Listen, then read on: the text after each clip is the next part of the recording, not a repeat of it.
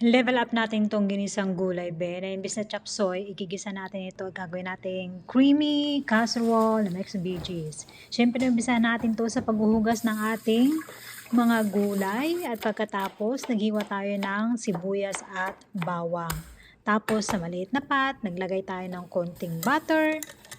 Nilagyan natin ng cornstarch, pampalapot, at unti-unti tayo naghalo ng heavy cream. 1 cup, nilagyan natin ng sour cream, pampadagdag lasa, paprika, garlic salt, ang timpla, at pagkatapos nilagyan natin ng cheese. Pinasintabi muna natin, let it cool sa ating creamy sauce.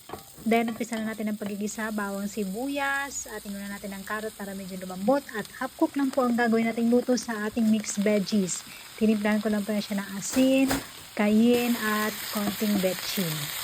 At pagkatapos na natin ma-half cook, i-pour na natin ang ating creamy sauce on top of it. I-coat natin siya ng cheese, any kind of cheese. Tapos, lagyan natin ng seasoning na paprika, parsley, konting cayenne. Then, i-bake natin to sa oven ng mga 20 minutes hanggang mag-golden brown. Ayan na, serve na natin. Luto na ang ating mixed veggies casserole.